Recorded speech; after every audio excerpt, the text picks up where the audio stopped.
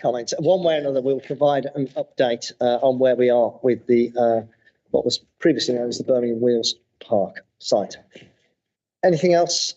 If everybody's content, then I'll sign the minutes at the end of this meeting.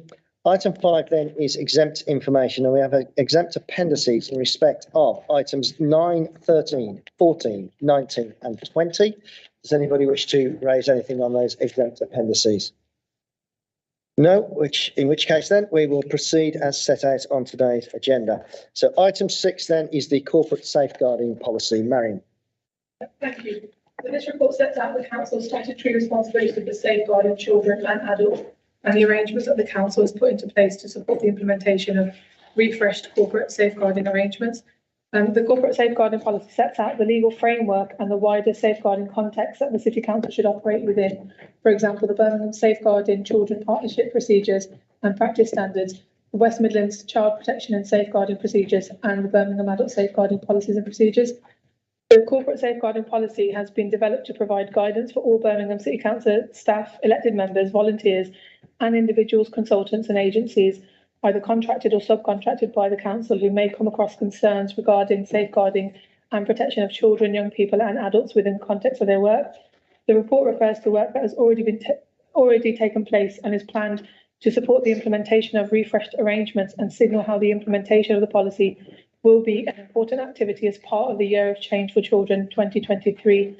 So the policy has been developed in consultation with legal services, both in education and adults, internal audit, children and family senior leadership team and the corporate leadership team. And in addition, the draft policy has also been further developed in consultation with members of the corporate safeguarding network, officers across the council and Birmingham Children's Trust, including heads of safeguarding in children's and adult social care, legal services, including the city solicitor, human resources, finance, communications, procurement, commissioning, performance and policy. Thank you very much, Marion. Karen. Thank you, Leader. With my current portfolio responsibility and also having worked in adult care, I'm really pleased that this refresh brings everything together in one place. Responsibility for children and all aspects of vulnerability in adults, and makes it clear that it covers every aspect of the City Council's work. So I think it's a really good piece of work and I commend it to you. Thank you very much. Any questions or comments, Robert? Thank you. And very much welcome this policy coming forward. In 2018 guidance very clear about the need to have a corporate safeguarding policy. So I think it's very good that it's been brought forward to Cabinet today. It does pose a question though, and I think there's a change needed on it.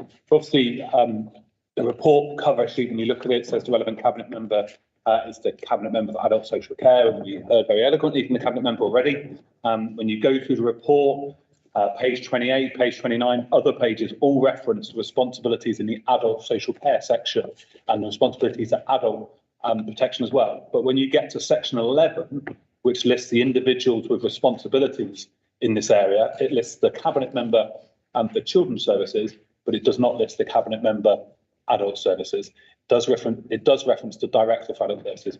I suggest that probably needs amending to also make sure the Cabinet member for Health and Social Care is also included. I'll bring you back, Marion. John. Thank you. Yes, it's very, very welcome, and something, a policy you find in every board in place these days. I think my question is, how will this policy be embedded in the knowledge of all council staff? If you go, I'm a school governor and I undergo regular safeguarding trainings of school governors. I know all the staff do in the school. In the past, when I've flagged up safeguarding issues with junior council staff, they've not really taken it on board as a safeguarding issue. So I'm just wondering how it's going to be embedded within the knowledge of council staff that safeguarding is a priority. Okay, let me bring in Marion first, so we may come back to that point you've just raised. Marion. Thank you. Just in response to Councillor Alden's point, I think that it's possible that we can go back to checking the section that you mentioned, but I can just bring you to the last page of the report, just giving information that elected member oversight is provided by the Cabinet member. So there is reference to my Cabinet portfolio and my role within the report. But but it may well be that the responsibilities of individuals, that it's referenced there as well. And I can take advice on whether that's, Deborah, do you want to come back? Yeah, let me, sorry, I missed what you said that at the end because I was being whispered to, but let me bring the chief executive in, not least to pick up the point that John Hunt raised. Just to reassure you, Councillor Hunt, if you look on page 4, it sets out the wider context and all of the additional policies that each directorate is responsible for implementing, and each of the directors will be held responsible for ensuring that those policies are adhered to with their staff and in their directorates. Okay, in which case, can we agree the recommendations are set out in paragraph 2.1? They are listed as 211 through to 213. Is that agreed? Thank you.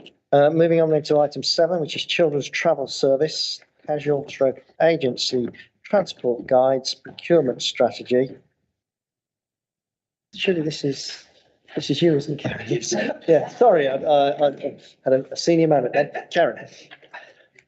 The report before you today provides an overview of the current contractual arrangements and recommendations for the field of casual and agency travel guides used to support our children's travel service, which supports 4,500 children and young people with special educational needs and disabilities. There are over 1,200 routes operated each day, and approximately 920 of these routes require guides to support the needs of these children and young people. We have our own in-house team of guides, which currently numbers 402 full-time equivalent employees, and the remaining requirement is met through commissioning guides from a number of approved transport providers. A pool of relief and casual guides essentially managed by the council, members of school staff who occasionally act as guides, and you're accessing casual and agency guides from a number of providers.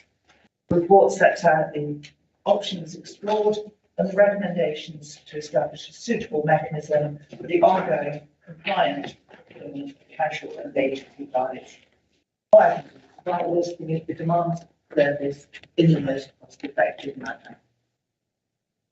As you know from our previous discussions, this is a critical frontline service.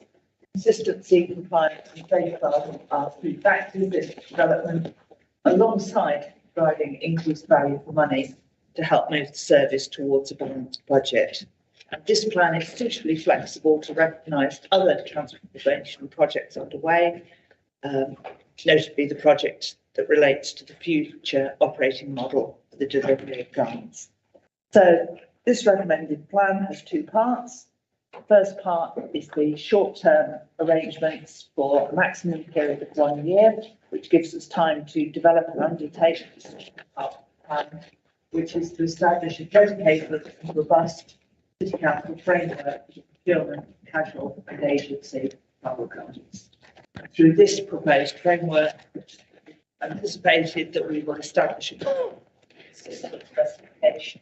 The market engagement will include a larger than present cohort of providers, thus increasing competition and absolute cost transparency. Robust procedures for accessing this framework will also be established.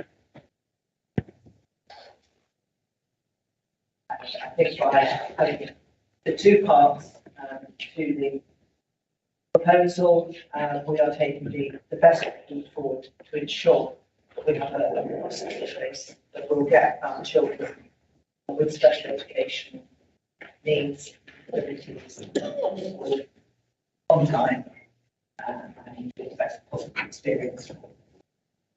And hopefully, in future, within budget. That would be good. Ewan. Yeah, thanks very much. I mean, the more of it later, but I do have sympathy with the situation that Cabinet finds itself in today, because this one's a bit of a procurement horror show. I believe been using non-compliant informal purchasing arrangements for years for many of the guides. The one contract that we did have expired in August. A waiver was granted for that contract to take us through till December, but here we are in December, still there's no contract in place, and so back again asking for another waiver, otherwise we won't have any guides in January. The report does say that it will explain why this situation has come about, but I can't really see in the report where it does. There is a reference to home school transport team not having the experience or the expertise, but I mean, that doesn't really sort of flesh out on that. And I would have thought there'd be enough expertise in the council, even if it's not in that one department. I think the impact of this can be seen in the budget monitoring report, because we've got a £5.1 million overspend on guides. And I think this is what happens when, you know, strategics and frameworks sort of aren't followed or can't be followed. But as I say, you're in an awkward situation here, because if you turned around to the department and said, I'm sorry, you've got to do it as per the framework, I'm not going to give you your money, we're going to have no guides, are we? And no one in this room wants to see no guides on there. So I think all I can ask is probably allude to what I think what Ian was getting at, is that can we get a framework in place here so that we're placing contracts as per the regulations, so that, you know, you can keep an eye on the budget rather than just giving waivers and have things going on the way they are. Thanks very much. No further comments, Karen? This is one of the aspects of the home travel service where we can get there from here, and this is how we do it. I appreciate the points you've made, but this is how we get out of that situation. Homeschool transport is not just a Birmingham problem. I don't intend to rehearse the aspects that are specifically Birmingham issues, which have now largely been fixed. But authorities certainly right across the Midlands, and I believe more widely across the country, are also experiencing difficulties, both practical and financial. And we will carry on. We have our new AD starting in January, who has a lot of experience in this area, and I hope that progress is going to speed up as a result of that. Can I see if Sue wants to come in? Thank you, Councillor McCarthy. Just to reiterate, the reason for bringing this paper is that we're not in a position where we're constantly asking different waivers, because it will take us 12 months to apply an appropriate framework, and then we can be very open and transparent about how we're operating within that framework. I think it's a good balance of moving us forward at the same time as not disrupting vulnerable children and families. So, thank you. Paragraph 3.10, Ewan, sets out that we are going to establish a dedicated and robust, those are the words used, BCC framework for the procurement of casual stroke agency travel guides. So you can hold us to account on those words. Well, I mean, if I wanted to be really awkward, I could go back to August, where I think something very similar was said when the waiver was given to get us through till December, but I think we can always hope come. Well, we have to establish what we're setting out in paragraph 3.10 would be my argument. Can we agree then recommendations 2.1 through to 2.5.3? Is that agreed? Thank you. Next item 8 is housing strategy, and Councillor Thompson has popped upstairs to speak to some of her constituents. So I'd like to move on, if I can, to item 10, and we'll return to items 8 and 9 when she comes downstairs. So item 10 is the corporate performance and delivery monitoring report. It provides Cabinet with a summary of performance and progress against the priorities and outcomes set out in the Council's corporate plan. So they are laid out within the report. I'm happy to take any questions or comments, and I'll bring appropriate Cabinet members in depending on what questions are asked. John. Thank you, and it's fortuitous you've changed the agenda around. So I wanted to raise something relevant to the housing strategy that's in here that's interesting. Just some points about some of the performance indicators.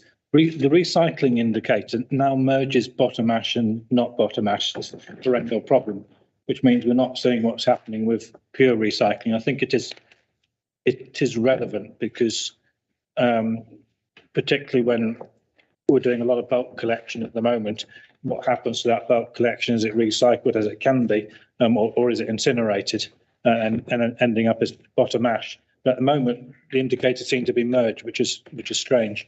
I noticed that the social care performance assessment was struggling. And I think that's something we should look at, isn't it? Because the performance of social care is really important at the moment in terms of the importance of the performance of the NHS and the struggles we're having midwinter. So I noticed that social care assessments were red ragged as well. The issue I wanted to really pick up on was in achieving objectives, and it's on page 223 and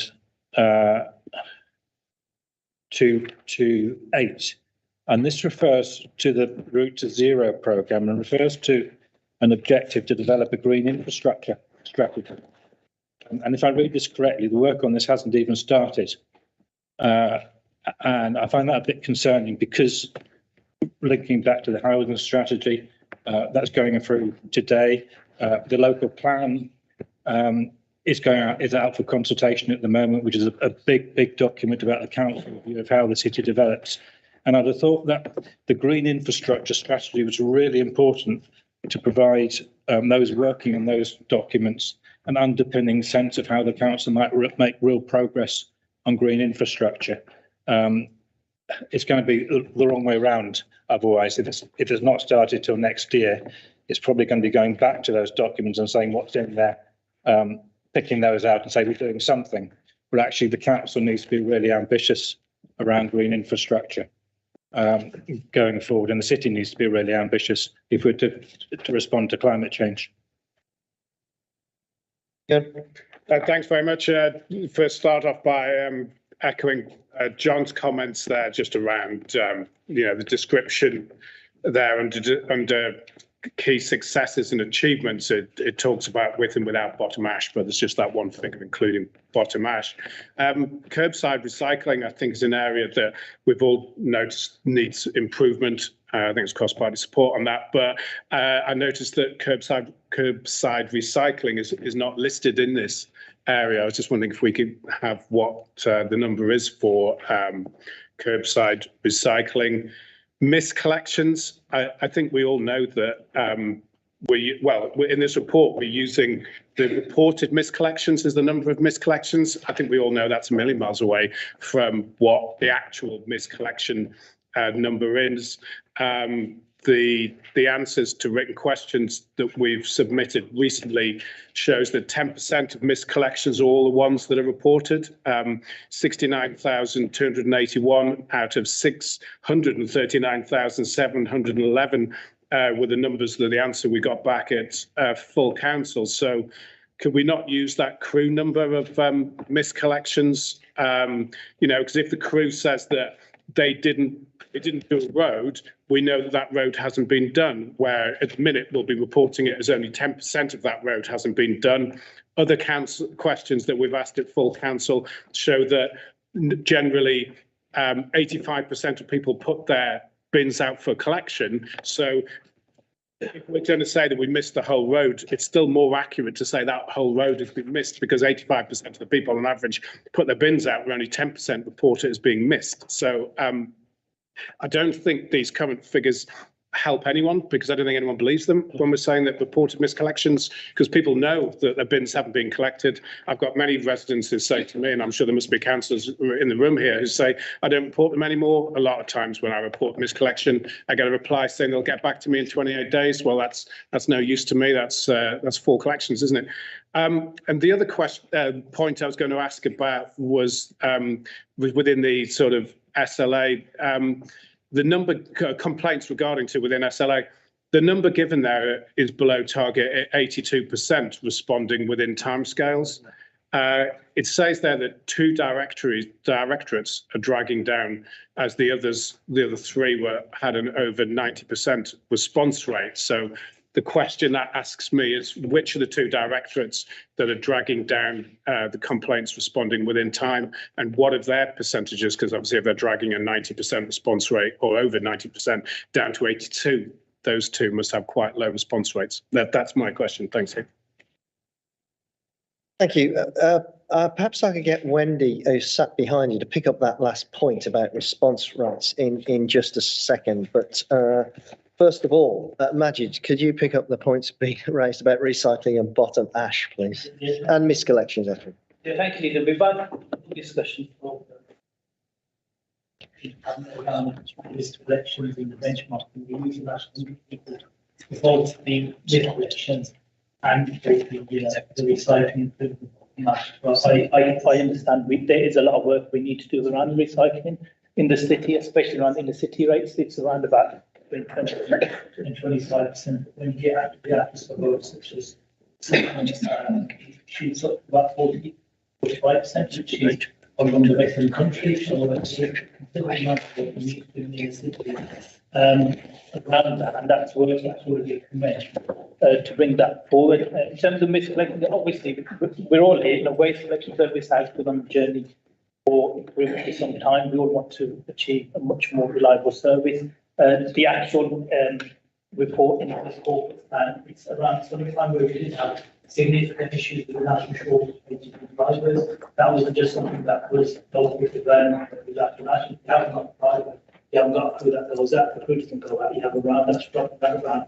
It just shoots up the actual rate, and most of it unfortunately did happen on the project also includes all parts of Sutton and Erdington. That's where the rates were. The miscollections were the rest of the district were really good. And if you look at the data that we've got, it's probably the reduction of weed bins, and that will come forward to the next corporate plan. When it comes back to cabinet, we've got one of the main issues we have sorting out is around invested the problem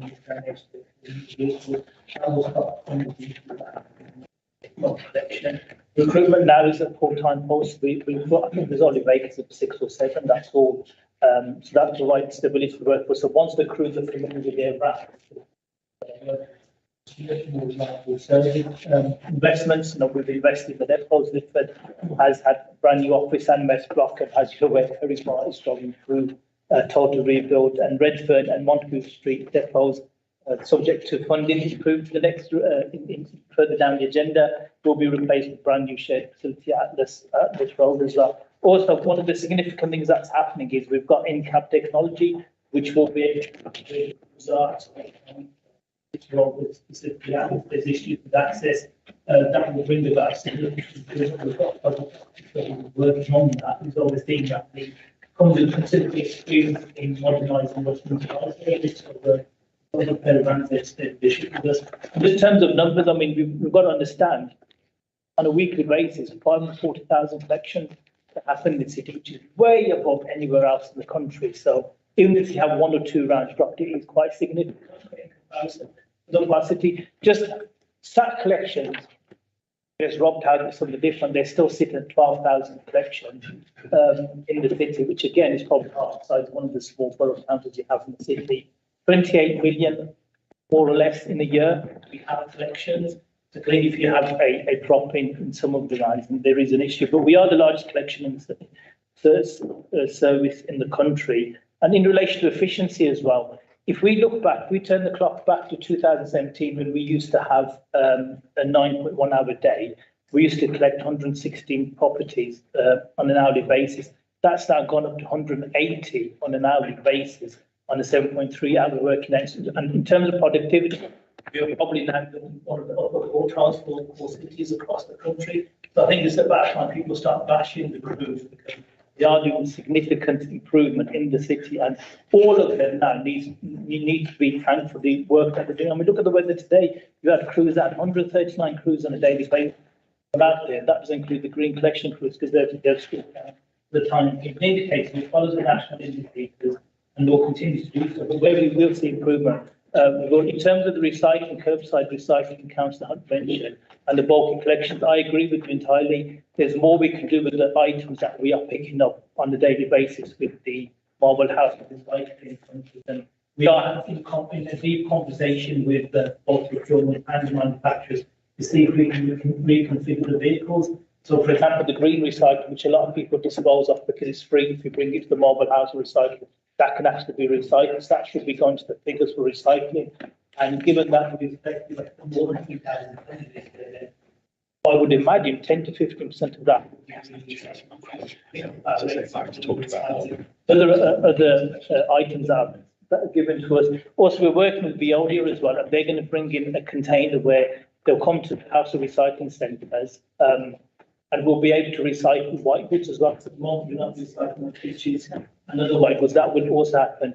In terms of green infrastructure strategy, work is being done on that. We're just having a conversation with the different directorates, whether it sits in my directorate, whether it sits in regeneration. It's a big piece of work. I know the date is March in the corporate plan, so I'm not really convinced it should be red. I did argue it should be amber. And in terms of the funding for the green, it all comes down to how much capacity we have with officers. There's a report coming in January, I believe, next month, around the funding for the net zero team as well, which will basically accelerate the process that we're going to have in terms of green infrastructure strategy. Thank you. There will, of course, be an update as well to council in February on Route to Zero and the progress that we're making. I don't think, though, the comment on page 228 against develop a 25-year green infrastructure strategy, the comment of not started, is somewhat inadequate. I think we need a better explanation than that in future reports. Let me bring in Mariam on the social care issue or question that you raised, John. Mariam. Thank you. So in relation to the social care assessments, we're really aware that the rating has been red rag for a while now, and actually it reached its lowest point in July, and there has been some form of improvement over the last few months. It's mainly just been an impact of having the COVID pandemic and an increase of demand in services, and also having a shortage of social workers, which is obviously a national issue. And the social care are focusing their resources on reviews and supporting hospitals and working in partnership with NHS. There has been quite a successful recruitment campaign for social workers, but obviously the impact of that is going to take some time for us to be able to see, and we are hoping to see some improvement in the next quarter. So from January to March of next year, we're hoping to see that figure improve, but it has just been a knock-on effect of having the pandemic and then resources being having to be stretched across the service, including through supporting hospitals as well. So we're monitoring it closely, but completely agree that it's something that we've got to keep a close eye on, because it's obviously really important to ensure that our assessments and reviews are carried out, and that this doesn't, the red rating doesn't continue for any longer than it needs to be. Thank you. And Paul, are you able to add anything to those two words, not started up, bringing Paul Kitson, Strategic Director, Place, Prosperity and Sustainability? Yeah, I don't think it adequately reflects the work that's ongoing, really. A couple of quick things to say. The City of Nottingham, of course, we should take the past 12, 18 months or so towards building on the success of the city's green spaces as it stands now. Coming forward with a plan to produce a series of new green spaces.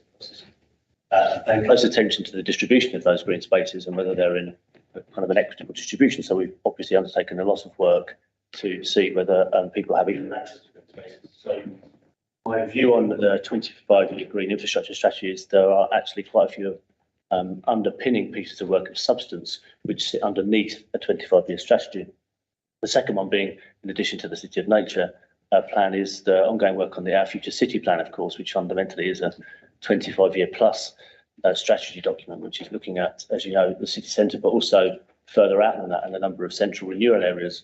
There are a range of different themes and a range of different design ideas, and one of the concepts of members and the public in the spring, of course, is the concept of Park Birmingham, which is some really quite bold proposals to introduce new greenways and new green spaces in the city centre, both to facilitate the movement patterns and change the global shift that we want to bring, but also to introduce climate resilience around cooler and calmer streets and so on. So I'm not sure, not started really adequately sums up, so apologies for that information not being updated correctly, because actually there's a considerable amount of work already going, which can be underneath that umbrella of a 25-year green infrastructure strategy, and I'm happy to provide a note for next cabinet just summarising that. Thank you very much. And there is, of course, within the report, mention of the Commonwealth Games back in the summer. And I would want to point out that the village in Perry Barr, first of all, has won a number of awards at different events up and down the country. And then, in addition to that, at the Peace and Sport Awards, we won the award for Institution of the Year. At the Estates Gazette Awards, we won City of the Year. And at the New Statesman Awards, a new set of awards recently instituted, we won the award for impact in local government.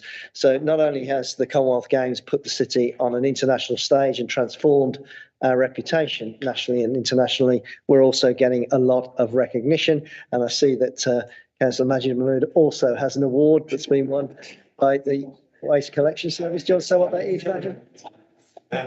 What's the cruise one? Do you want to say what that, Retiring say what that is? Yeah, I'm not going to steal anyone's thunder. When I put the report and that list works, but just on the green infrastructure strategy, also what's not been mentioned is the urban forest plan, which we approved as a city council, which will increase the tree canopy in the area, which is. Yvonne. Several times. End of season award. Implementation award in a span. So, so I just promise you. Thank you. Do I need to take? I did call and ask me a question. I have been provided a very summary update for. I will keep going. If you don't want me to have one. Well, they're all positive, aren't they, on plans? Yes. It's normally when they're negative. I think we'll take it as read then, Yvonne, given that we've got a very long agenda. But for completeness, let me bring in Liz. As we're all offering examples of recognition for the city, I just wanted to remind everybody that last week the Chief Medical Officer's report on air pollution had a case of clean air, so people that really travel there, to getting people to consider using public transport and walking and cycling. I think that was recognition for the council and all the partners that have helped us with public health, environmental health. That will be very, very useful in document for us in the future. So that was very, very significant. The other thing I wanted to say is that I think we do need to have some discussion in the context of the Route to Zero plan about the future of the incinerator and the waste procurement contract. But that's something that will emerge over the next few months of the negotiation of that contract. Yeah, we've been aware for some time that that's obviously not going to be the future of waste disposal, either here in Birmingham or indeed nationally. But it is a project that will take quite some time to bring to fruition. And what we need to be mindful of is changing technology and how we might seek to get ahead of the game there with whatever we bring forward as a replacement in due course. But that is not going to be, I don't think, until the mid-2030s, around about that time, Rob?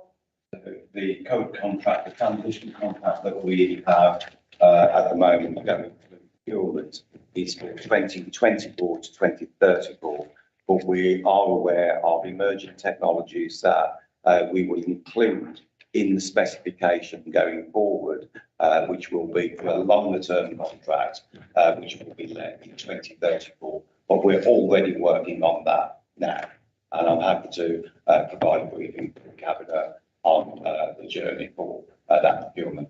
Thanks, Rob. It is an important point because other local authorities have made errors in this space, very costly errors in this space. Absolutely, and authorities who are currently renewing their waste treatment contracts are all for energy from waste or waste incineration currently. So we are aware the technology is there, but it's not fully developed yet, and to take the amount of waste that we need. Thank you. Mary. We'll focus on the circular economy in the meantime, so it's very good to hear the story about the recycling test. Ellis, thank you. Mary. Thank you. I'll be really, really quick. Just because we're still on the performance item, and I know that it's not specifically an awards item, but it feels wrong to not mention that we've also got an award for the food strategy. We were recognised by Helbar Sustainability Research Institute and Gourmand Awards, and we're the winner of the local free food publications for 2022, and the strategy will be platformed at the UN Food and Agriculture Organization headquarters and at the World Food Forum in Rome, and the award's going to be received in 2023. Thank you. And we've also had recognition of our growing technology sector here in Birmingham from the Centre for Cities, who've stated that the government should seize the opportunities of Birmingham's growing technology sector by investing to build a new innovation district in the city. So as I say, we are getting now recognition nationally and internationally that we were not getting some 12 months or more ago. So we are, I feel, improving at a pace, and we are steadily working towards where we want to get to. And that is, of course, to use the chief executive's phrase, best in class. Ewan, you want the final word? Well, I asked two questions, one of which was, because currently, under the current council's figures, if you drop a road, you're saying there's 100 houses on a road, there was only 10 miscollections, where the answer is really 80. And the other one was asked a question about the SLAs, about because if you want to do it again, 82% is the figure, but three areas are over 90%. So which are the two directorates that are dragging it down? You are right to pull me up on that, because I did say I'll bring in Wendy, didn't I, to answer that question. Wendy, I don't know if you could find a gap and come to the table, and we'll get you to answer that, and then we'll give you an answer on the thorny issue of miscollection. Well, if you just give me an answer, all over, wouldn't it? No problem at all. So the latest performance report that was run shows that although city operations have the highest volume, which you would expect, because obviously the number of transactions that they undertake is greater, they've achieved 94% SLA against complaint handling response times, which exceeds the target of 90%. The two directorates, and there's very specific caveats around why they haven't achieved SLA, were City Housing and Children's and Families. And specifically because of a handful of complaints, I have to say, the level of complexity in the response time has been delayed. So we don't close it until the full response is provided. But again, similarly, high volumes, and a majority of those were achieved within SLA, but 2 or 3 that don't get completed pull the overall SLA. Thank you. Majid, do you want to pick up the issue of miscollections, how we count them? We use it as a benchmark indicator, and the reason it's used is because it's not every single property, every single house that is represented for collection. I know a number of instances on my road. I'll give you an example. On my road, there's 69 properties. I would imagine at least 40 of them probably not presented on a weekly basis. Thank you. This report is for noting, Ewan. You'll get other opportunities to raise the same question, no doubt, in the future. So recommendation 2.1 is that we note the report. Is that agreed? Thank you. Item 11 then is the financial monitoring report for month 7. Yvonne. Thank you. This is the report on position of myself. Taking into consideration the serious economic instability and the cost of living crisis, I now provide a monthly assurance from the financial position to the Cabinet and Scrutiny Committee for the remainder of the financial year. The Council's strategic aim is to deliver within the budget, the revenue budget, by the end of the financial year. However, this is going to be an extraordinarily hard year for councils across the city as well as Birmingham. The Council has identified a range of risks that, if not addressed, could result in a number of some 42.2 million under the budget. And this is a small improvement of 2.2 million compared to the risk that we have not yet been able to mitigate large rates of children and young people travel service and Birmingham Children's Trust. In both cases, we are experiencing the same significant demand pressures that many other councils are facing. Our situation has been exacerbated by inflation, the pay award, energy costs, and general inflation pressures on the council. Leader and cabinet members, you are aware to break into the council implemented a return to rigorous spending control in July 2022. These spending controls must be solidly delivered by Q3. The spending controls are focused on staffing, facilities management, and procurement, and the officers have in place measures to ramp up the benefits of these controls. As well as the spending controls, officers will continue to look to identify further mitigating actions to be taken. We will also review all the risks to identify whether they will materialize. As well as the risk mentioned previously, we have a large number of savings that are currently rated as medium or high risk. There has been a reduction of 2 million in the value of savings rated as high risk since Q2, and further progress is expected to be reported at month 8. The council leadership team is working to ensure that these savings are achieved by the end of the year, as any non-delivery will cause overspend. We will continue to update Cabinet each month on the progress to deliver a balanced budget by the year end. I'd like to remind members that whilst the council faces a tough year financially, It is in a robust financial position with strong financial planning processes in place.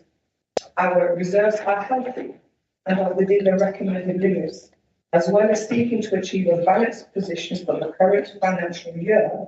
The Director of Council Management reported to Cabinet in October on the gap of 80 million identified this year. Good progress has been made, and there will be updates on that provided later in the financial year. In terms of the capital budget, during month 7 and month 8, work is being undertaken with directors and project managers to explore opportunities to re-profile capital projects. This will inform the 2022 to 23 projections as well as future year budgets. Thank you, Leader. Thank you very much, Yvonne. I'll take questions or comments, starting with Ewan. Thank you very much, Ian. Yeah, we note that not much has changed from last month, with circa £42 million worth of pressures. I think it's worth noting that that's if 100% of savings are delivered. So you've got 39% there are high risk, so and 19% of medium risk, as was stated. So, you know, if any of those slip, that may slip. I think it's also worth noting as well that Table 1 details risks and mitigations, shows that there's spending of 47.8 million coming out of reserves. So, you know, you're looking at, if you add those two numbers together, that, you know, you're looking at about 100 million now, aren't you, really, of overspends. I noticed on item 8, dedicated school grant, the comment there says we continue to assume that the DSG will break even. I was rather hoping for a little bit more detail rather than just assuming it. I was wondering what led to believe that that was the case. I'm sure you've done some monitoring on it, but just with some flesh in the report would be quite interesting.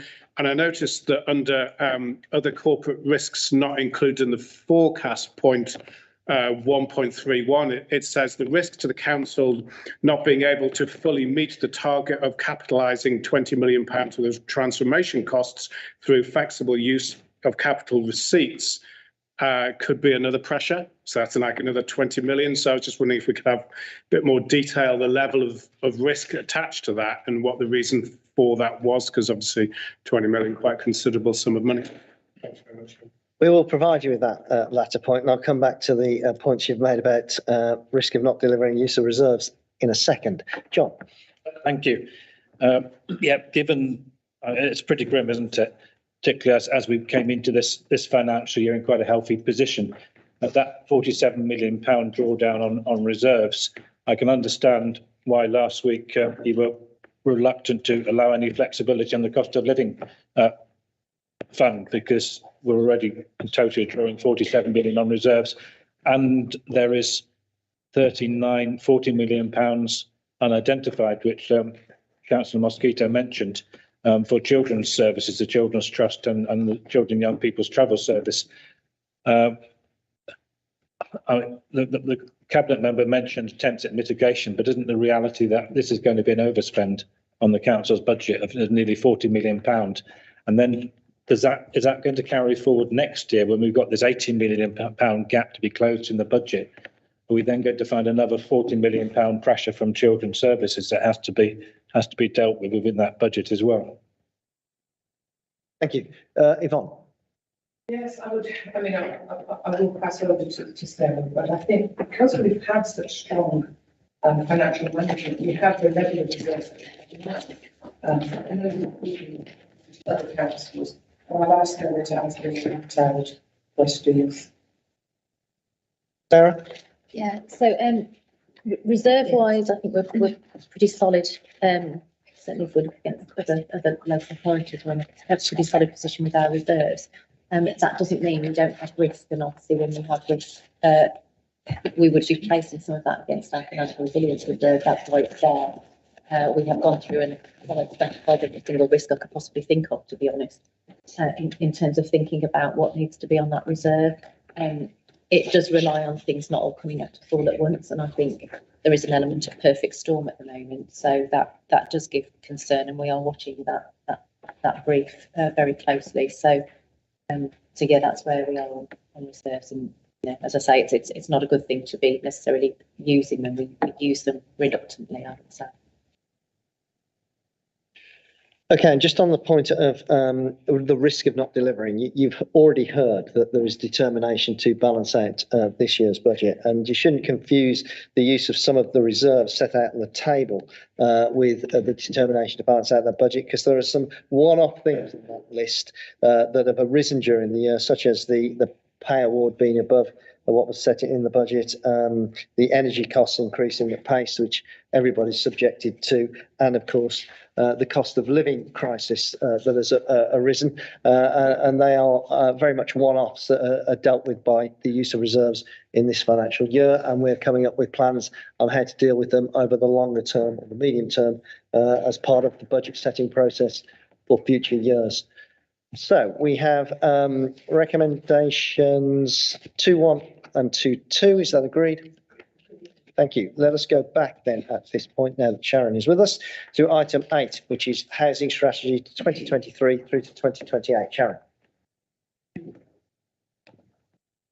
asking Cabinet to approve the Housing Strategy 23 to 28 and the delivery plan.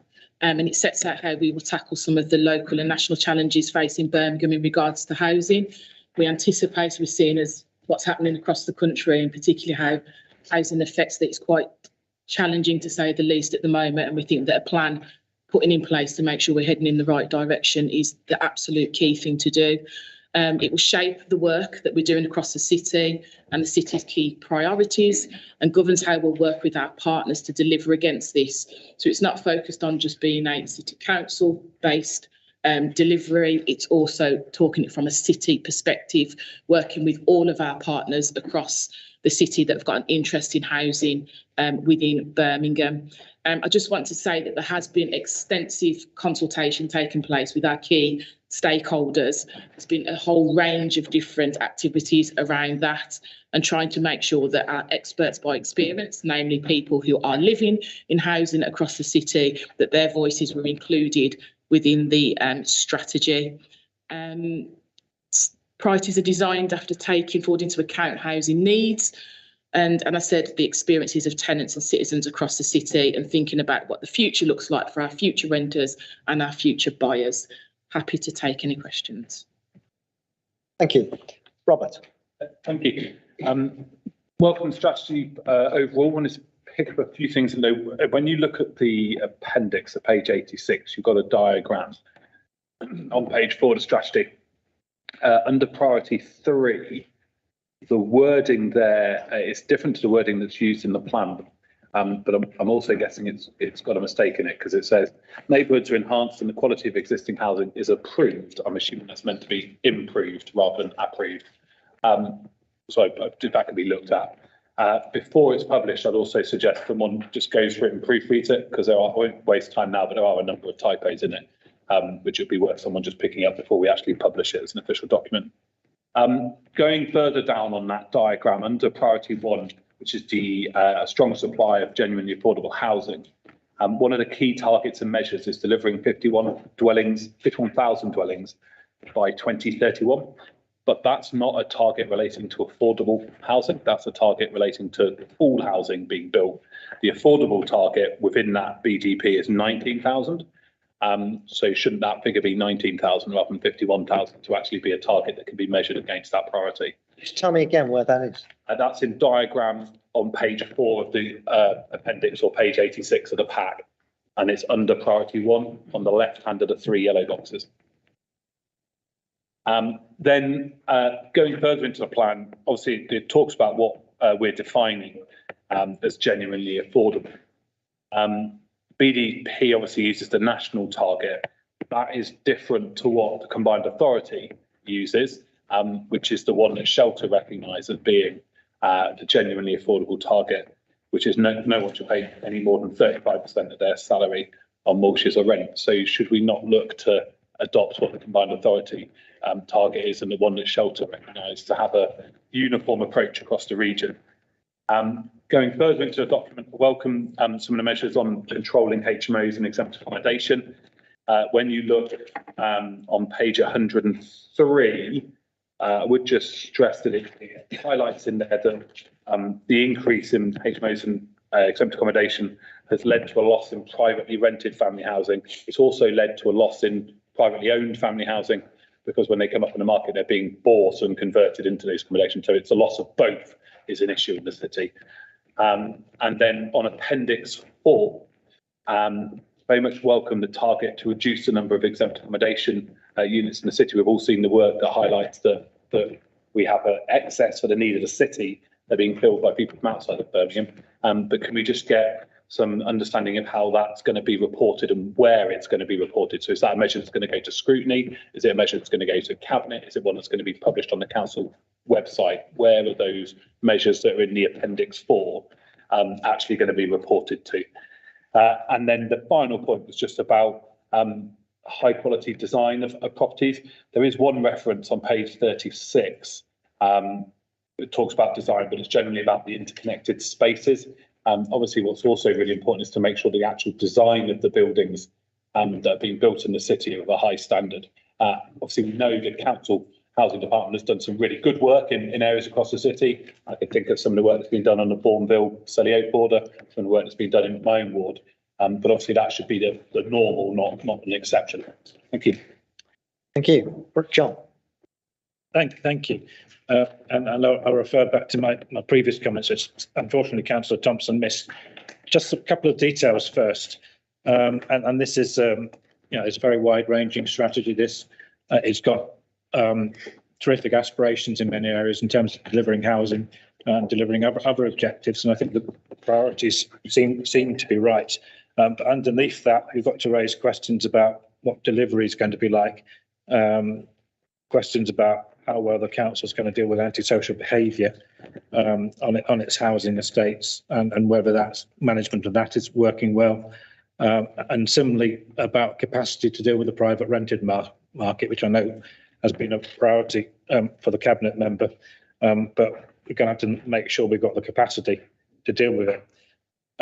The big thing I want to raise is going back to that green infrastructure strategy that we were talking about on the performance review, because within this strategy there was a few things mentioned like retrofitting housing and so forth, but I didn't get a sense of that priority feeding its way through the strategy. If you take if you find it in the third priority, which is under neighbourhoods, just find it in front of me.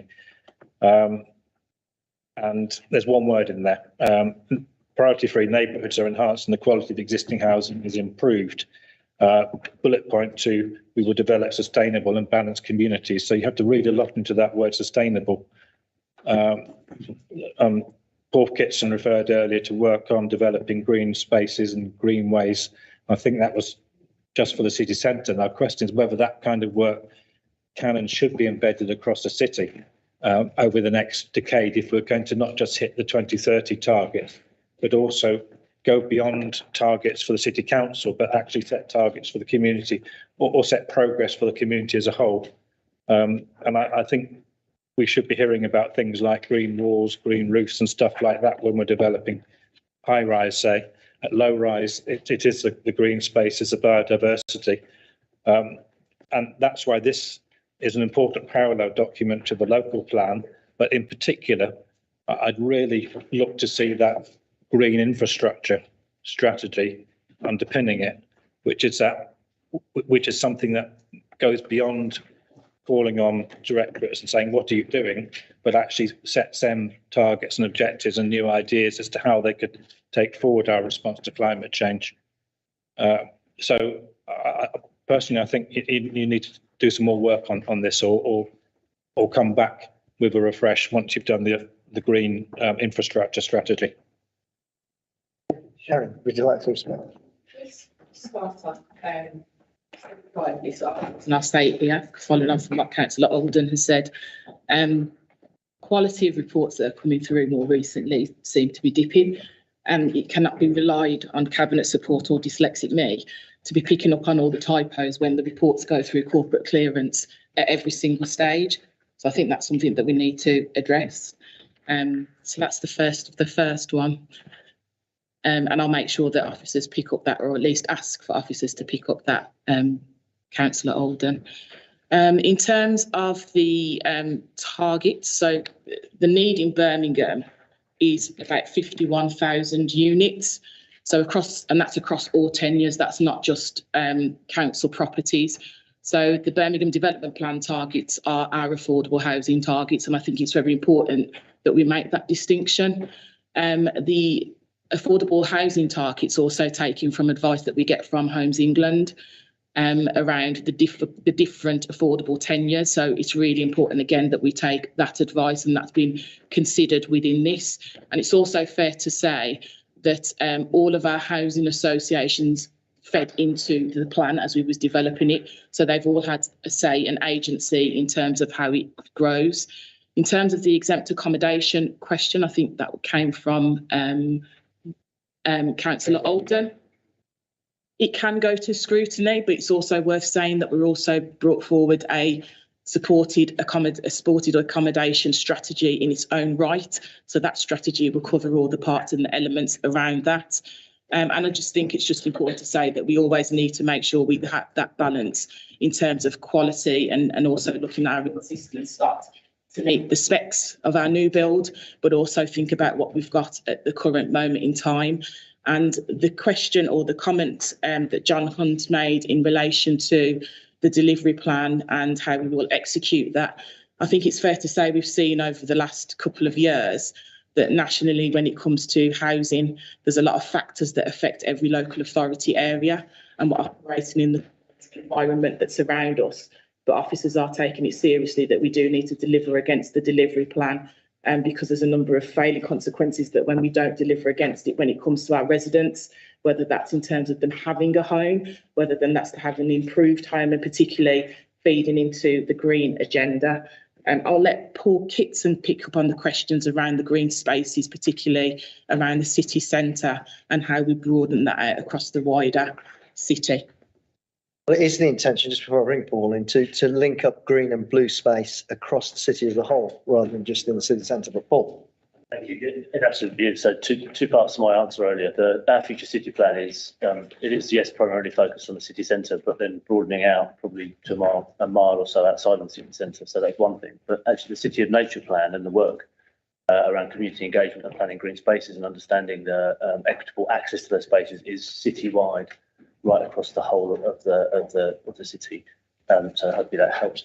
On design, I mean, I think you raised a very good point, and the danger with, or the issue with strategies like this is it's very difficult to encompass absolutely every other part of the sort of strategic landscape that the council's brought into.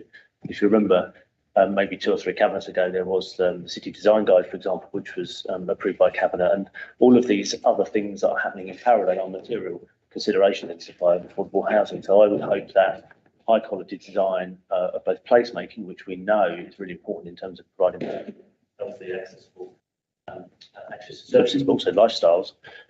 We also hope that would come through the planning system that complements housing strategies. It's just we just haven't been explicit about it, I guess, in the document points.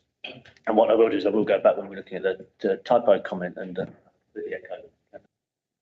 I'll go back and make sure that we've got reference in the document actually for the interrelated strategies, because there is so much good work going on across the City Council and so much work. We just need to make sure we're identifying through this piece of work those things that can. And I can't remember what page it's on, but it's fairly near the front.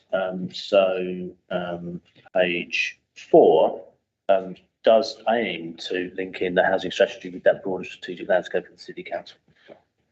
Thanks, Paul. Magic? Thank you. I was just about to say what Paul just picked up in terms of all the different strategies realigning themselves as and when new strategies.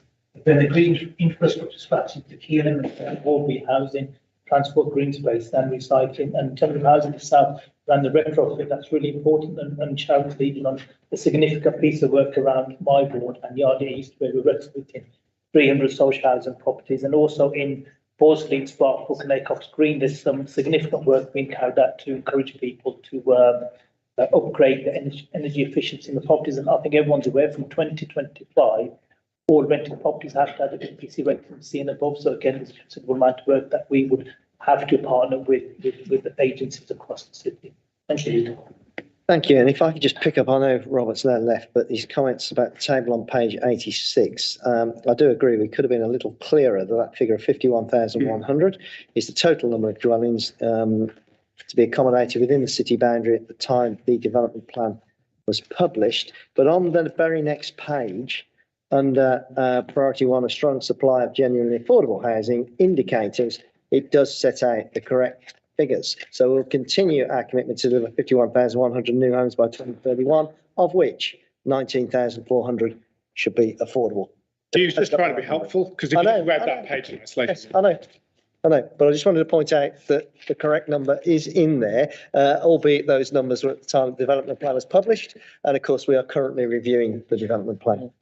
So with that, then, can we now agree then recommendations 2.1 through to 2.3? Is that agreed? Thank you. And item 9, Druids Heath Estate Regeneration Update, Sharon. So Druids Heath has been much topical across the city for some time, and it's definitely one of the areas that absolutely needs regeneration. For a long time, it needs a lot of upgrade, and actually this report, I'm assuming that everyone has read it, but the key parts of this report is that we want to make sure that we're bringing forward phase 2 into the master plan areas, that the whole of the Druids Heath estate is incorporated in one master plan, and that we also look to include the open space to Chimbrook Valley and Stratford upon Avon Canal. The ongoing consultation and work that takes place in the local community continues. I'm fair to say officers have done a lot of work in that particular space with residents. We don't always, I think engagement's always the key art of compromise. And I think that's something we've definitely done, and tried to take on board the views that have come forward from people around there. So I think once we get to the point where we are moving much more further afield with Druids Heath, we'll see a huge impact for the local people in terms of the quality of housing around there, but also amenities that are fitting around and the quality of life that they can have and hopefully enjoy their local environment. Happy to take any questions. Thanks very much, Sharon. Ewan. Thank you very much, Ian. I noticed that paragraph 1.4 says that going to continue working closely with the local community. From some of the comments I've seen coming to full council, I'm sure that they'll definitely welcome that. There's one bit I just want some clarification around. I noticed that if I'm reading the report correctly, it says a Band A applicant from the estate may now take priority over a Band A applicant from elsewhere, but will be Band B or lower from the estate take priority over a Band Band A from elsewhere, if I've got that correct. And I was just wondering, is that lawful? You know what I mean? Can you pick and choose like that? We'll return to the point about are we within the law or not, John? Thank you. I think this is starting to become quite an interesting project in many ways. And just looking at the ward members' comments on this and the issues being raised by the residents of Druids Heath, the cabinet member mentioned provide the housing for everybody, and I think the concerns have been raised about whether the people who are in Druids Heath will actually benefit from that better housing. So is the phasing working so that people having to leave the blocks and live somewhere else for the moment will have adequate housing for them to return to within the next phase that's provided, so that they're not stranded somewhere else if they're hoping to return to Druids Heath? On that point, those that have been around the city long enough may remember way back when Lee Bank went through its large scale redevelopment, and that was the biggest transfer that the city actually had at the time. I remember because I was a resident and a tenant in the council properties there. And some people did move away with the intention of coming back, but they got settled in their new homes and they liked their new areas and decided to stay there.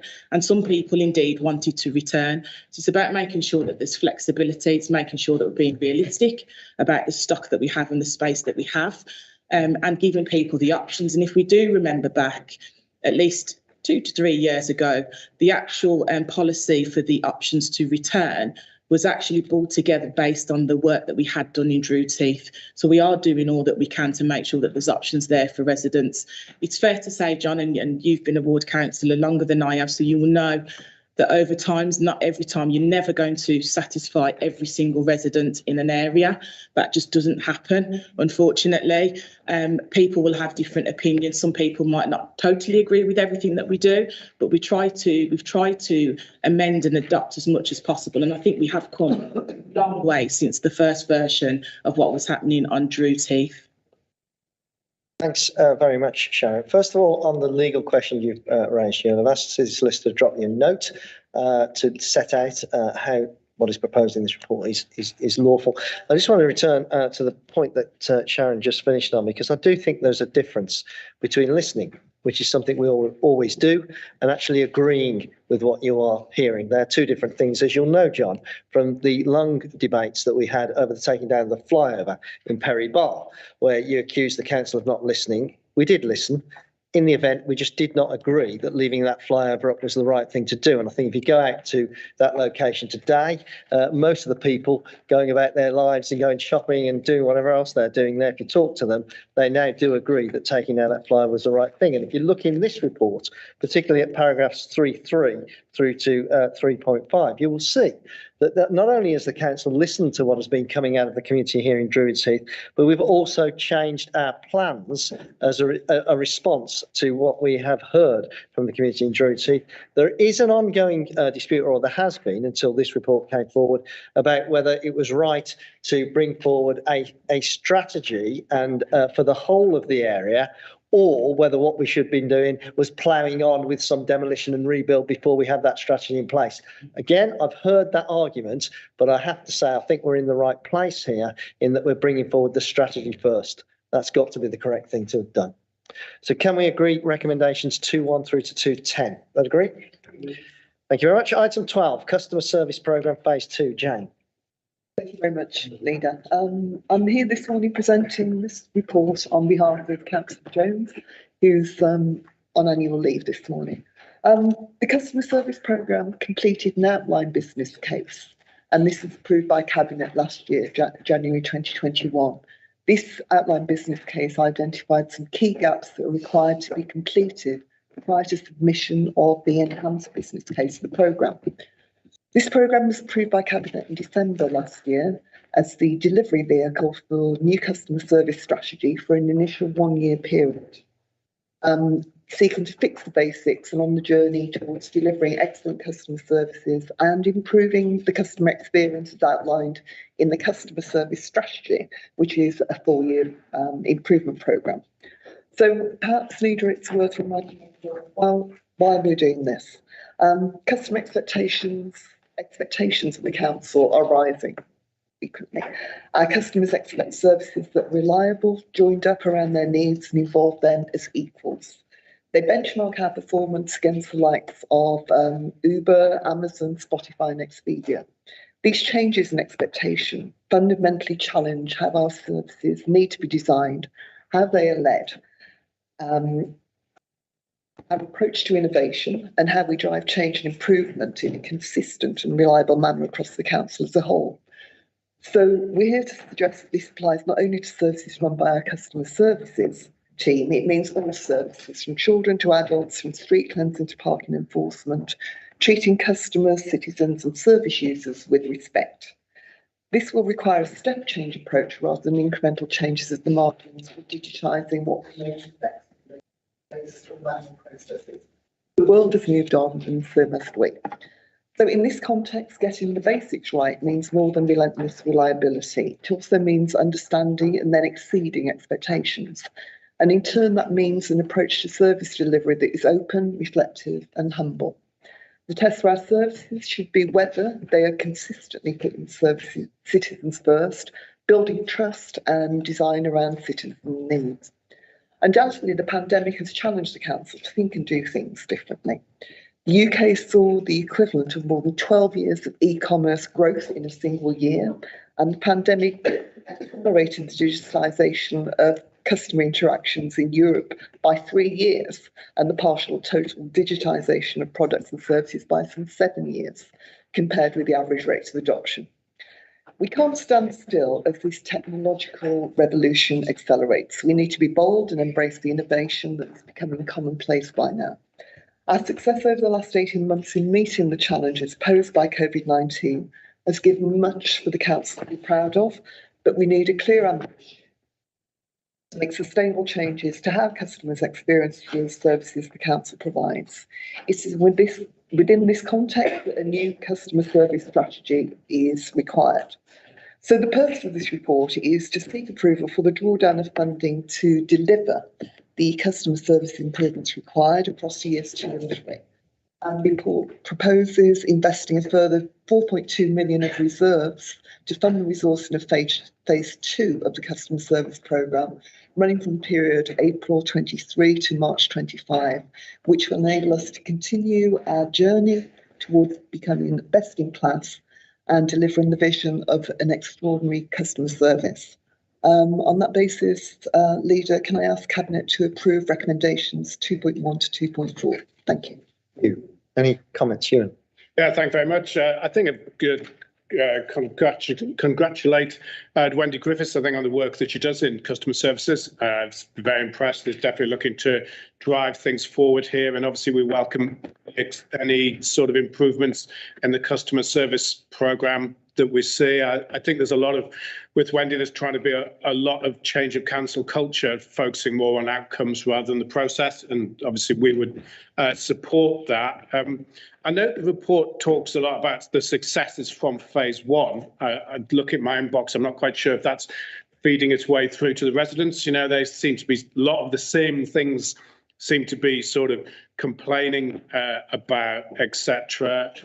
I think the themes we're talking about on this new phase 2 are very similar to the phases that were in phase 1, fixing the basics, etc. Well, I mean, that was phase 1 as well, wasn't it? And I noticed that the risks in the risk assessment are the same ones that were mentioned 12 months ago, talk of buy and buy the services within the council into the process. Well, you rather hope that would have been nailed on one. So where I'm probably going with all this is that this looks more like, to me, like a 1B rather than a actual phase 2. But no, we're supportive, because at the end of the day, residents is where we want to be. We want to see the improvements. You know, if I want to be hypercritical, we'd like to see it a lot faster than we're seeing it at the moment. But I think this is where it's all be. So we're looking for improvements where we can find them. Thank you very much, Ian. Thank you, John. Thank you. This is interesting. I think what's interesting is seeing the improvement delivery programmes that's listed here, and because we could go down all sorts of highways and byways studying these. So I'll just maybe pick on one or 2 items. And Councillor Mahmood may want to come in back on this. I think it's relevant. It's still at the slab in the cabs that were installed with the wheelie bins, or meant to be installed when the wheelie bins came in 8 years ago, are still not being used properly. And there's every opportunity now to get this sorted. This performance report says it needs to be sorted, and that might be the key to actually making sure that crews do the assisted collections and report the missed collections. But I think it's quite interesting. It's 8 years on that they're still not being used properly. There was a line in there which concerned me, where responsibility for clogging up the system was being passed back to councillors, because apparently we're not making our referrals in the correct form on the correct format. And I thought that just needs to come out, please, because councillors will report a problem by whatever means we can, and if we're tied down to using online forms that somebody's designed, very often it's somebody passing work back to us that they should be doing. Thank you.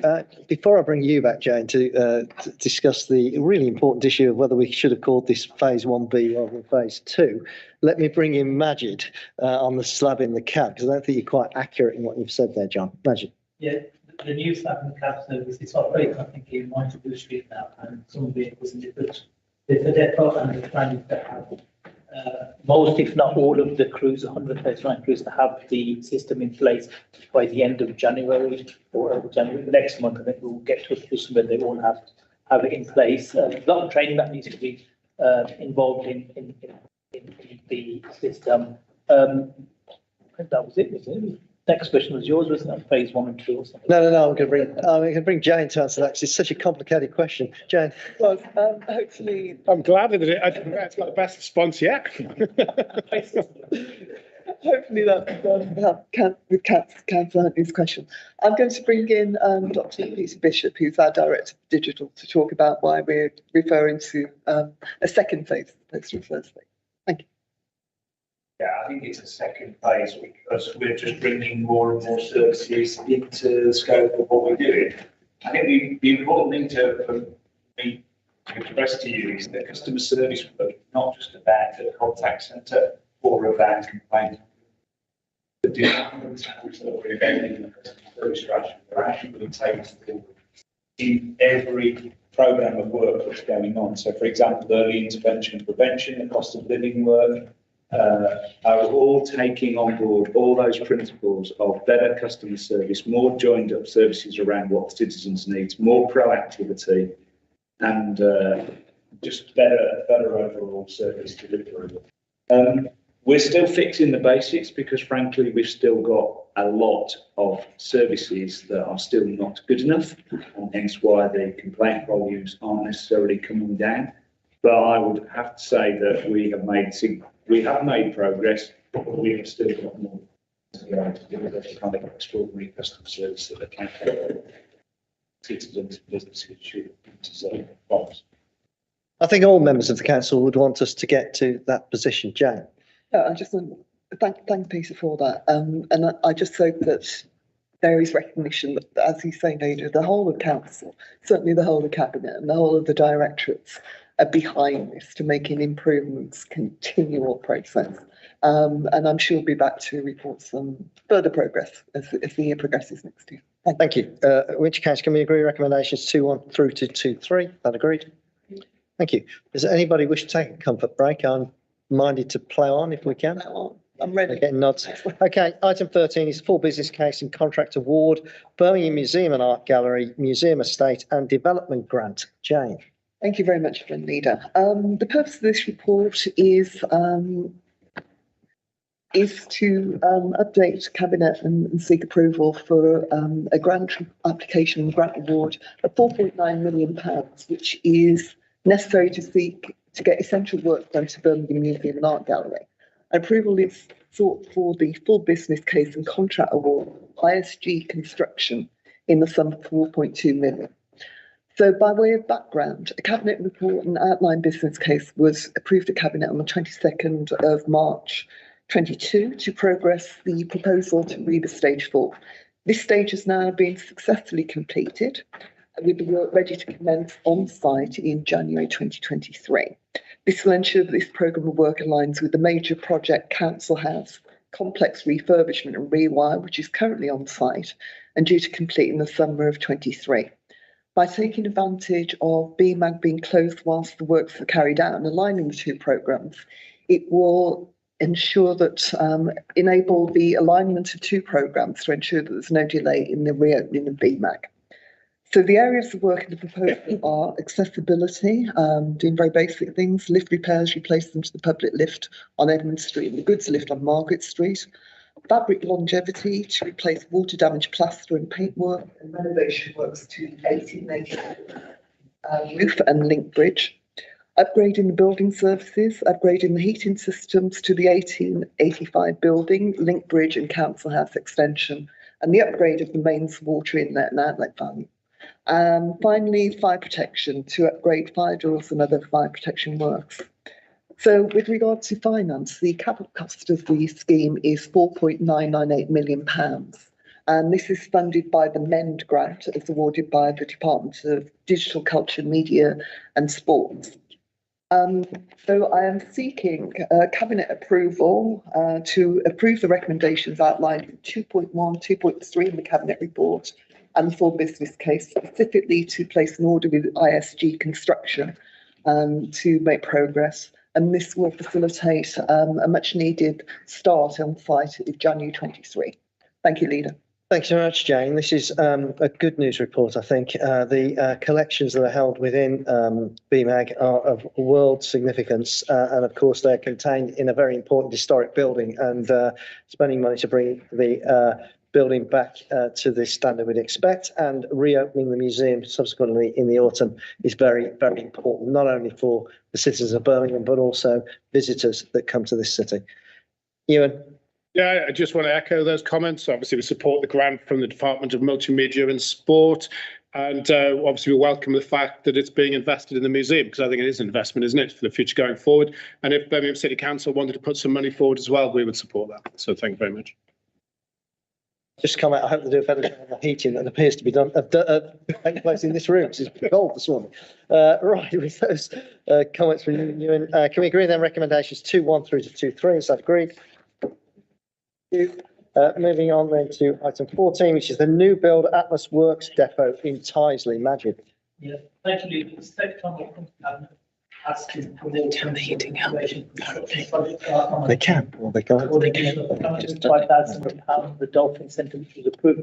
This report is in relation to the Atlas Works that plant which will merge the existing Redfern and Montague depots. We need an additional 2.25 million for the project and increase the payback of the loan over an extended term. 3.1, the full business case was approved in October 2021, but since then additional works have been identified that weren't factored in at the outset through no fault of BCC. For example, Storm Eunice, it caused damage, resulted to an adjacent King Road housing site that's had an impact in water that's been constructed.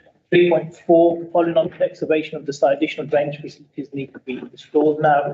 3.6, the costs in relation to both the Section 278 agreement and Section 104 agreement have come into high recently envisaged. And 5, Section 5, consultation with local members and the capital board have taken place, and I believe that they approved. Just to assure Cabinet that the costs have been challenged with both utilities company and the communication companies. They have come back and stated that if the work is not required, then we will not be charged. The cost included either our worst case scenario and a new contingency sum has been included. And if approved, I think we have another 7 weeks for the completion of the building and for the vehicle lorry park to be completed around 14th of April. And finally, as most of you are aware, City Council won the local authority success the National Recycling Awards last week, so well done to all staff. Just to reassure Cabinet, I won't be coming back for more funds for construction projects, but I may come back to you with proposal to build a cabinet for these trophies that we're really When you read this report, you can't escape the view that we've been somewhat unlucky here with the flooding that has taken place. And of course, it is important we get on with this because it releases the Montague Street depot for a very, very important development here in the city centre. Ewan. Thanks very much. Yeah, I'd like to congratulate the crews on winning the award there, especially seeing they've probably got very challenging working conditions at the moment with the ice and the snow. So congratulations to them on the award. Just on the item there, I just obviously note that 16% increase in cost over the full business case to £2.25 million.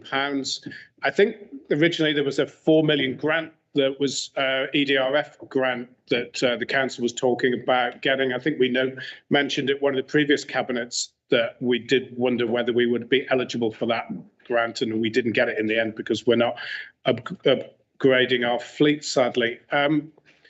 Just this element of clarification that I was looking for was that recommendation 2.2 says they asked the cabinet to note the increase in prudential borrowing from 2.25 to 4.5 million. In October 2021, the cabinet report only authorised prudential borrowing of 1.9 million, not 2.25 million. So I was intrigued to know where that £330,000 has come from. And I know Majid's very bravely said there'll be no more money requested for this development. But I mean, when the outline business case first came forward, there was no borrowing required for this, and we're now, up to 4.5 million. So it's a brave statement to say there's no more, but yeah, I'd be interested in some clarification around that £330,000 gap. I'll bring Majid back, but just to reiterate what I said, this is quite an important move that the City Council is making here because it releases the Montague depot for what is going to be a significant development within the city. Majid. Yeah, I quite agree. It will release Montague Street and very close distance there will be. In terms of the additional 330,000, I'll get Rob to answer that because I never presented that report when it came to Cabinet. The ERDF grant, I'm not aware of any ERDF. I mean, again, Rob might be able to answer that question. Thank you, Leader. Thanks very much. Can we agree then recommendations 2.1 through to 2.4? So agreed. I think Rob was. Sorry, Rob. You're in a hurry. Thank you, Leader. And as you say, a rather unfortunate set of circumstances in terms of the increasing cost of this particular site. We were not eligible for the ERDF grant, and I think we explained that with the previous cabinet report. Leslie's still on the line, who will explain the finances around the additional costs. Hi, Leslie. Hi. Yes, the additional 330,000 was actually the increase in costs from the contractor providing us with the cost plan, but the leading of getting the full business case to cabinet and placing the order costs unfortunately increased. That's the market at that time, where unfortunately contractors were not holding their prices. So obviously, until we've got an order placed, we had no security of the price. The 330k was actually approved in the financial monitoring report. I think it went January this year. May have been February, but I can check those dates. But it was certainly approved early this financial year. Thank you very much. Everybody happy now? We can agree then recommendations 2.1 through to 2.4. Is that agreed? Moving on then, COVID recovery support for sports and leisure contracts. Mariam. Thank you. So this report represents the conclusion of the supplier relief process to assist in the recovery from the impact of COVID-19 with regards to the council's contracts with Birmingham Community Leisure Trust for the operation of 9 leisure centres in the city. For over 7 years, BCLT have successfully operated 9 of the council's largest leisure centres in accordance with their contractual business plan, which has delivered 4 new leisure centres and 5 significant refurbishments. With circa £13.7 million of gross annual costs, the purely income generating delivery model was such that because of the pandemic, there was little scope for BCLT to do anything but just to seek support to avoid a position where it was no longer commercially viable to continue to operate the leisure centres. So the recommendation here is to subsidise the current no better, no worse position of £1.092 million and not receive the 0.515 million of management fee income up to September 2022. This is the recommended option based on a balance of the risks of legal challenge, reputational risk, and a reasonable financial outcome for the council under the circumstances.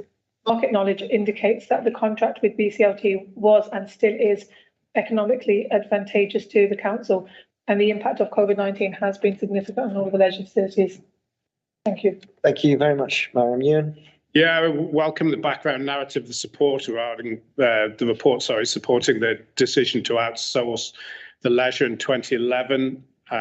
We obviously acknowledge the lockdown, etc. By the very nature of lockdown, people were not using the services. So yes, they took a big hit there. The recommended option does seem the most pragmatic, so supportive of that, especially seeing most of the money being put in here has come from the government grant. So yeah, more than happy with that. You sounded a bit grudging the way you were speaking.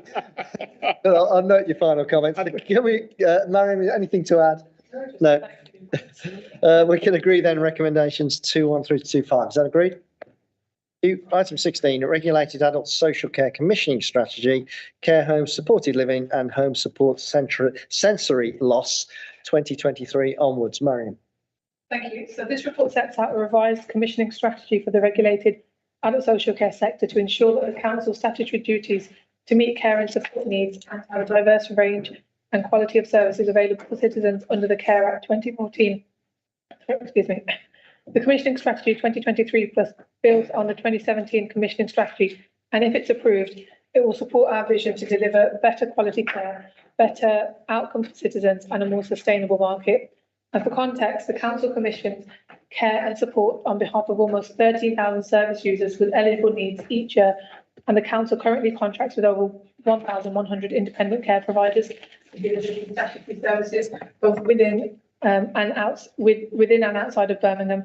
The following contracts are currently within the scope of this commissioning strategy and the subject of the decision today, and that's the flexible contracting arrangement for care homes and supported living and the framework agreement for home support centre loss. And, you know, I must just reiterate that there remains a focus on the quality of provision and ensuring citizens get the best quality care available, and that we can support them to make informed choices about the care that they receive. Thank you. Thanks, Marion. Ian?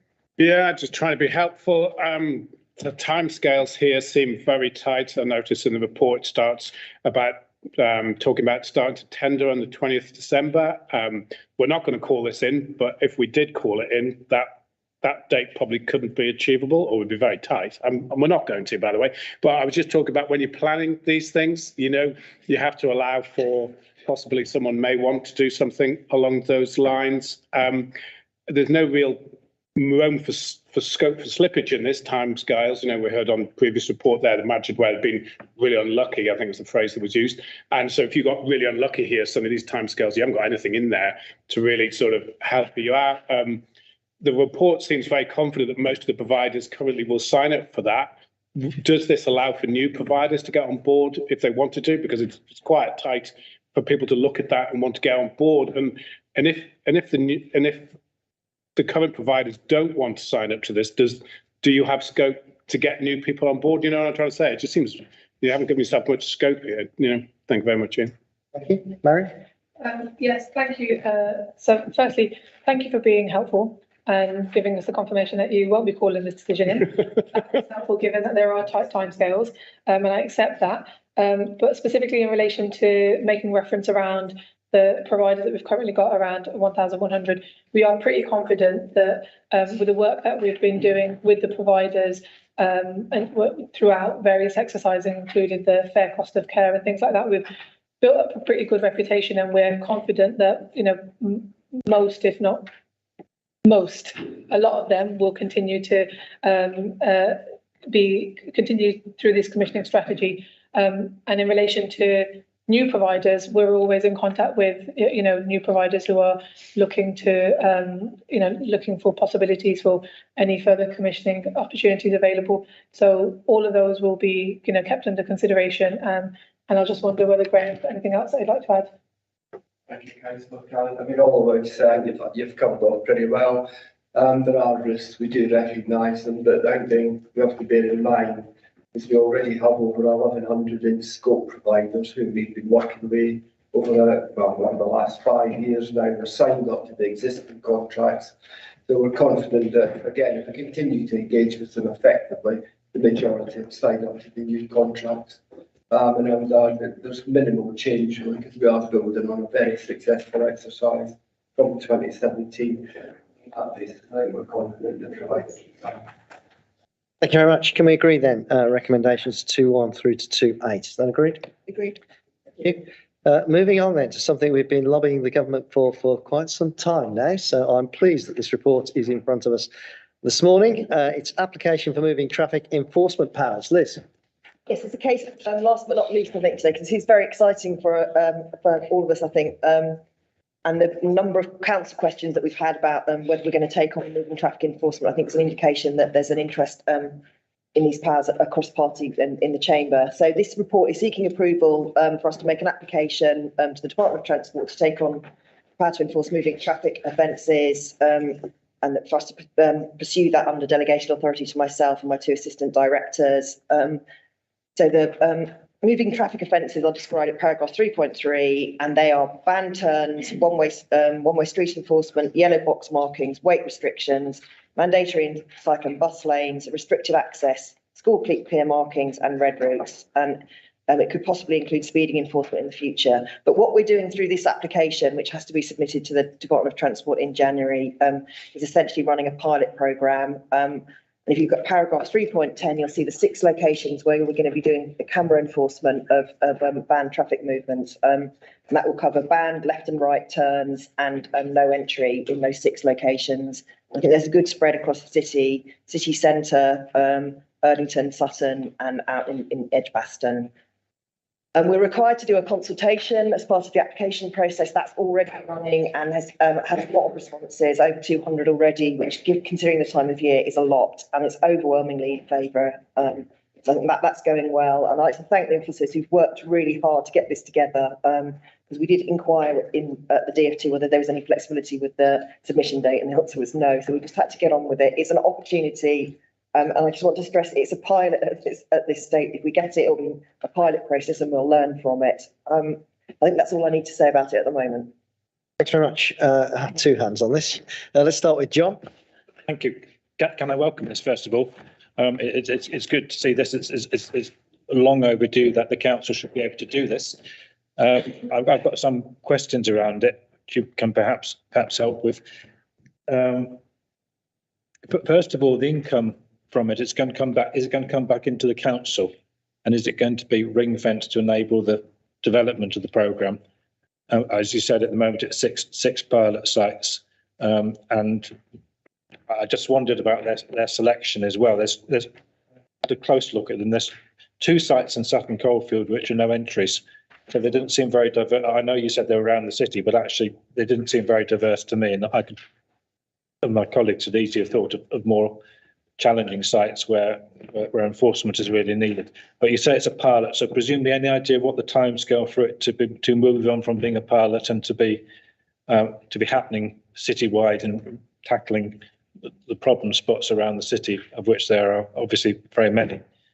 And is it going to be solely enforced by cameras, or will the park and control wardens have a role in it as well? I'll bring Liz back in a second, but just on that issue about the money coming into the council, any surplus that is created by these enforcement activities has to, by law, be spent on specified purposes. So it's not something we can spend on anything, and Liz will no doubt add to that when I bring her back. Ewan. Yeah, we also welcome these powers. Obviously, we note that they are the 6 locations as stated. I think the only thing we were going to say was that obviously we welcome this use, but obviously we just want it to be used where it's absolutely necessary. We don't want it to become like a default kind of situation across the council. But yeah, we welcome it as it is. Thank you. These things are always necessary where people are driving and not following the rules of the road. Liz. Hi, thanks for your questions, Councillor Hunt and Councillor Mackie. As the leader's already said that it's hypothecated, so it's got to be the rationale for these 6 locations is explained in the report. There's already a TRO in place, and there's a pattern here of bad driving there. But I've got Mel Jones here, who's our head of transport strategy and network planning, who can perhaps take us through just a more detailed explanation of that. Mel.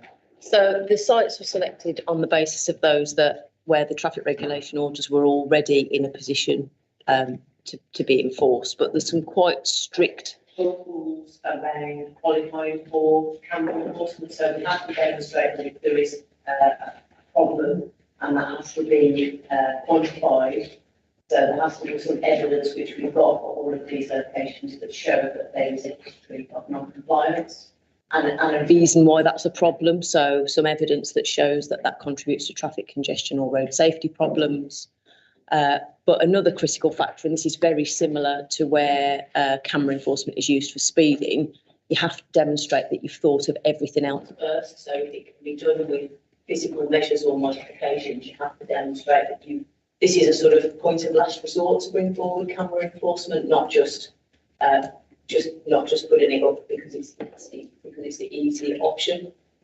And we've got evidence for all of these locations to show that there isn't a physical barrier or some other type of modification that would actually lead to better compliance. Sure, you've noticed you in Boldmere Road and Cofield Road in Sutton Coldfield. I did notice that. As I said, I clocked the 6 locations. Yeah. I'm sure it's not you driving the wrong way down that one-way street. We had quite a number of conversations about this because there's a number of places in the city where I really hope there should have to be enforcement. So, I mean, for example, along Ladypool Road, I'm very interested in how we stop people blocking cycle lanes in general, people blocking cycle lanes. But at the moment, we've got to go through this and see how it works as a pilot. But I think the demand's going to be great because there's just so much bad driving across the city centre and all around the city. So can I just come back on the evidence issue? Are you getting access to the police accident records? Is it anecdotal evidence? And what can communities do because I mean, in the past, we've run a community project and we've got a 30-mile-an-hour limit by doing intense monitoring and providing evidence. And I'm sure communities would do that again if they know it's worth doing. Yeah, let me bring Mel back. So we are doing some additional camera monitoring of these sites, just to add to the evidence base, because DfT will want to go through that, will want to go through that quite closely.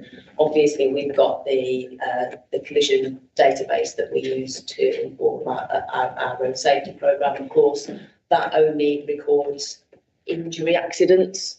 We know that damage-only collisions, there's no really accurate record of that, but we've also got a record of any and all correspondence that we've had, where we've had petitions, where we've had complaints, and we've been able to access that as well as part of making the case. But all of that has to be put together in a pack and submitted to DfT along with our application submission. And just to add on the point around tackling some challenging locations, yes, I think there are some locations where we would really like to do this, but we have to be sort of little baby steps, if you like. We don't want to run before we can walk. This is new technology. This will be subject to traffic penalty tribunal appeals in the same way that bus lane enforcement is. And I think we need to make sure that we do it and we test this out and how it works and make sure the systems work in the way that we think they do before we tackle some of these more challenging locations. It's not entirely new though, is it? These pads exist in London now. Yes, but this is the first time that Outside of London, yeah. Okay. Anything further to add, Liz? Majid? Yeah, thank you, Leader. Yeah, no, I welcome the new powers that are coming. It's just a shame that the government's been sitting on its hands around the consultation between the new powers for people considering leaving Parliament. Major policy that we've all been campaigning on, and the council is sending representation that we should be given more powers to enforce against. Yeah, we need to continue to lobby the government on that point. I think it would be welcomed right across the city if we had the power to enforce parking on grass verges that churn up the grass verge and make them unsightly. Okay, can we agree then recommendations 2.1 through to 2.17? Great. Thank you. We're then on to appointments for outside bodies, and you'll see there's a long list of appointments in the report. We're happy to agree them all. Ewan? Yeah, there was a Beat Music board meeting last week, and so they just wanted to say that they, obviously I'm a director there as well, so it's a charity. They want to say they welcomed the appointment of Sir Albert Bohr. He'd been on their board before, and he was a regular attendee. They did ask me to point out that they did feel like, because not only did Councillor Alex Aiken only turn up to one briefing and one meeting since 2018, what really upset them was that the reason why they had to vote for him to be removed from the board was because they wouldn't fill in his declarations of interest, and that basically meant they couldn't hand their accounts in, and they're a charity, and I think they have now handed their accounts in, etc. But I think they felt very let down, where the council has often supported them in the past. They felt that this was something that they expected better from, but they're welcome to Albert Bohr, the positive side of it. Thank you. I can't imagine why you'd want to have raised that when all I asked was being the names going forward. Jane? Now Councillor Mackie has raised that, I want to apologise, because I think that was a very poor state of affairs. And I'm very confident that the appointment that the council has made will be in your best interest. Hopefully. Thank you. As well. So we're agreed on those appointments. Thank you. We then have two decisions on procurement. Sorry. The first one is key decisions on planned procurement activities January through to March of next year, and the quarterly contract awards for July through to September. Yvonne? Just ask that the cabinet notes the two reports, one which is a key decision report and the other one which is a non-key decision report. Thank you. Any comments, Ewan? Yeah, I mean, the first obviously item, as you say, is for the ground maintenance equipment, because obviously the existing contract expired in February. Gladly sort of learning from past mistakes, because I can remember first time obviously the mowing, etc., came back in house and we forgot to buy the mowers, so we have responsibility for cutting grass, but no mowers to go with it. But what I was going to ask was, what lead time is? Nice spin you put on that. Well, I just spell out, but I mean, this is a serious question here, is that it was December of that period in time was when we noticed that we didn't have the mowers. But then obviously it was April that we needed to get the mowers by and we didn't have them in time. Now we need the equipment for February. So I'm just wondering, will this equipment arrive in time or will we have to come up with some of the quirky way around it? But yeah, there's my question. Let us bring in then the Strategic Director of City Ops to give you that reassurance. Rob. So I'd like to give that reassurance, and I'd just like to clarify that when we bought the grounds maintenance contract in-house, it was the condition of the equipment that we needed to replace, and it was that audit of the equipment as part of the transfer of the contract into the City Council that led us to replace some of the complication previously, and we get going for out to contract now for further replacement. Thanks, Rob. Can we agree recommendations 2.1 and 2.2? Agreed. Thank you. And then non-key decisions of planned procurement activities for the same period and the quarterly contract awards for the same period. Yvonne. That's I repeat the same thing, so that was agree. Non-key. Yeah, non-key. Non-key.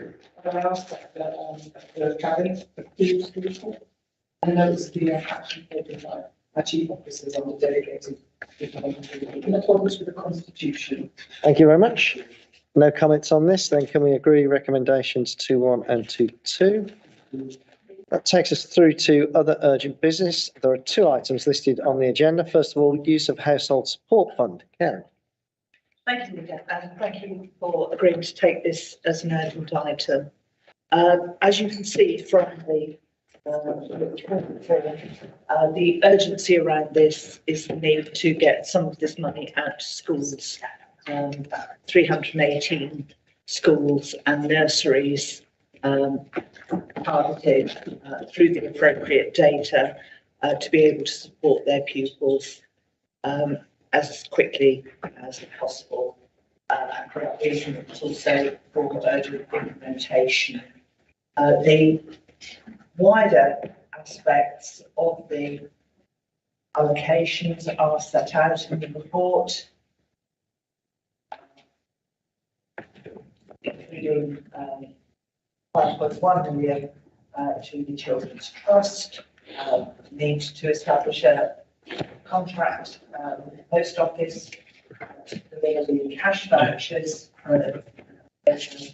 need to access support that way, and they need to delegate authority from funding to a suitable third sector organisation. We know that all these organisations, and particularly our schools, are making tremendous efforts to support our most vulnerable families through the winter, and the other groups that are now in scope for this funding. And the report says this will only scratch the surface of the need in the city, but at least it will do that. And I look to you. Thank you very much. Any questions on this? Yvonne? I just want to commend the report and just say I'm very pleased that the council has taken this really important action to tap some of the most vulnerable people who are suffering as we speak. I was speaking earlier to Stu about the young man who took some red rind out of the bin.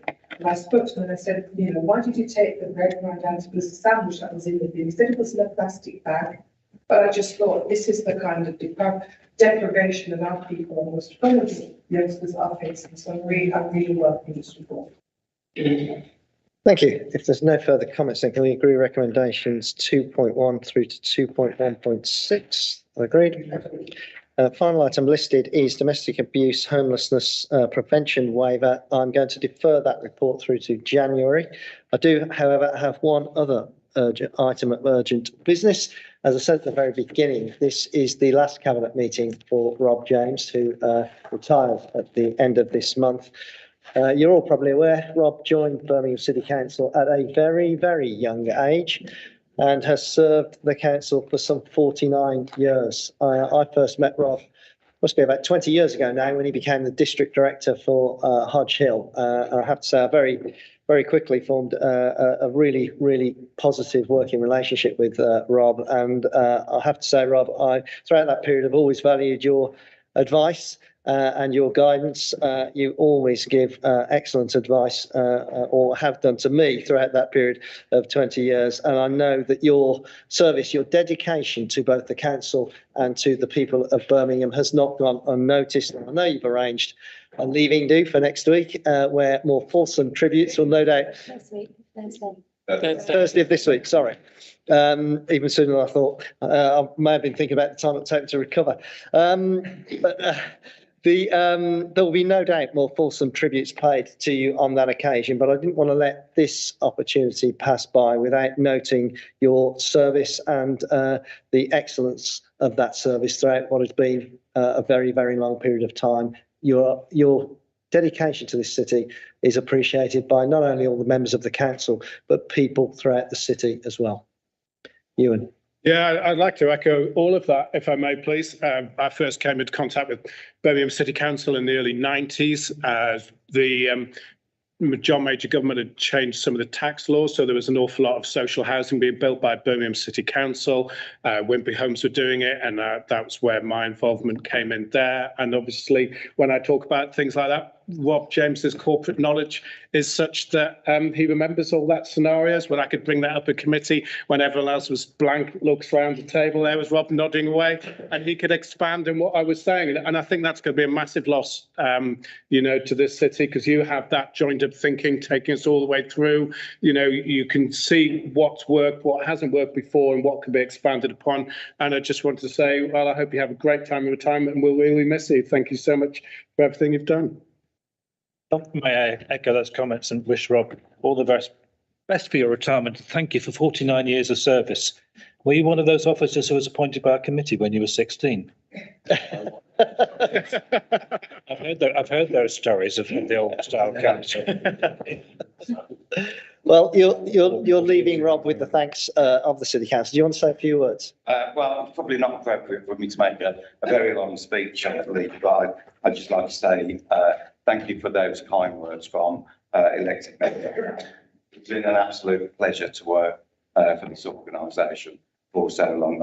I have devoted my career to Birmingham City Council, and I've worked with members from all parties over the course of my career, and it has been an absolute pleasure to work with you all. But let's not forget that the reason we come here is for the people out there and for the citizens of Birmingham, visitors to the city. And I think, as you've heard today, a number of awards have been achieved in these last 12 months. And I think that puts this city in a great place to take forward our services and provide even better services for the people of Birmingham. So thank you for your comments. Thank you. Do